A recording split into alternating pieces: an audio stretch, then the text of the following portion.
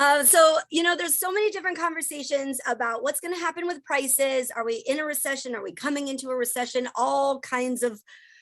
There's a lot of different people have a lot of different, very strong opinions. And I just kind of want to make some comments. This was Tina Tambor put this together, and it's amazing because she's pretty clever, but she's talking about, do home values typically decline in recessions? Because a lot of people are saying, oh, if we go into a recession, prices will go down. Here's the thing. Usually they do not. I mean, yes, 2008 was awful and prices went down. Typically, when there is a recession, one industry kind of triggers it.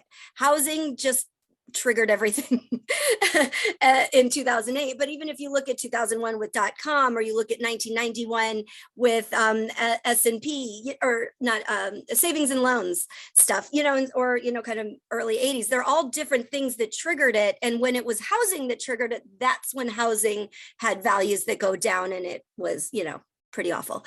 But you look at these, it's not something to expect or count on. So if you've talked to, if you've got anybody, particularly buyers, who are like, oh, I'm going to wait for prices to go down because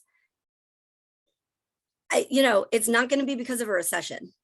Yeah. And it's very unlikely to happen, particularly with the low inventory and the predictions that inventory will stay relatively low compared to what it was. And, you notice that drop there, right after 2020, and that's a drop in prices. Is that correct? But that would be a result of COVID, correct? A temporary drop because of COVID. And that was and a lot of that was, at the end of 22, when we had the correction because we had the iBuyer chaos, and then that kind of fell off when interest rates went up, and that's what that is. But that has nothing to do with a recession. It's because interest rates changed. Yeah, real estate changed dramatically, quickly, and purposely. And, you think of that as kind of what I call a black swan event. These are the kind of things that are not normal. You don't see interest rates. You don't see interest rates at 2.8 or 2.9%, yet we did. And then you never in history have you seen interest rates go from under 3 to 7 in a matter of months. And that's what happened. That's a black swan event. It's the kind of thing that rarely happens. And yes, it did. But if you're looking at what housing does, the bottom line is housing weathers about every storm.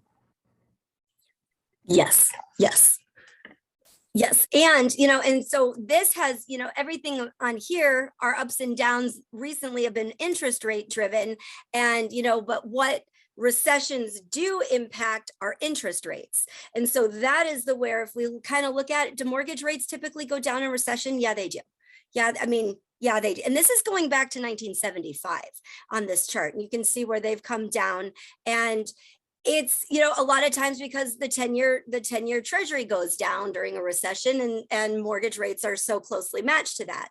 And you kind of see the crazy volatility that we've had in the recent years, and that's been freaking people out. But even if you look in this upper right hand corner, and this shows us kind of a snapshot of the last 12 months, and rates have kind of come up a little bit. There's been comments by different analysts that the Fed was too rosy, and so then people started deciding that they're going to sell instead. I don't know. Anyway, so when we look at this, this chart, you kind of see the last 12 months, the volatility is still there, but it's calmed down a little bit. We just really don't want to get back into that 7% range, because anytime you have the kind of the hump of that next, big number at the front, that kind of can throw people off. I'm surprised, Teresa, I tried to promote you. Teresa told me last night when I got home that she had heard on the news that the predictions were interest rates were going to fall substantially this year, and perhaps by the end of the year. This is just a newscast, so this is nothing official, that some were predicting that they may edge below 6% by the end of 2024. But I didn't realize they'd edged back up to almost 7. That's 6.89.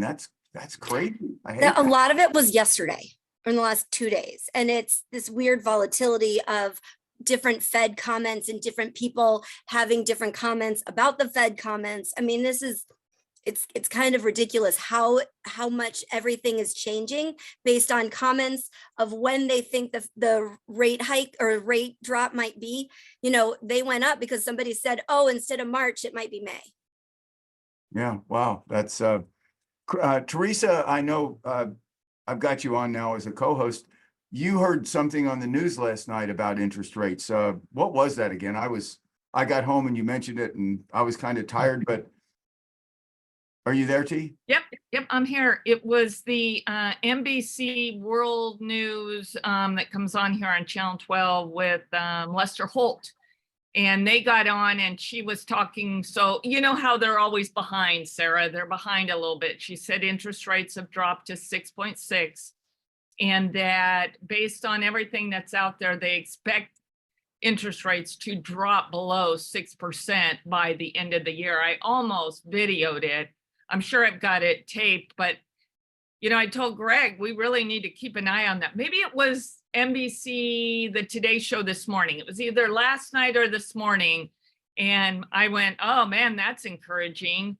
But then she also talked about a lot of people, how many percent of people still have interest rates below 5%. And they kind of feel handcuffed.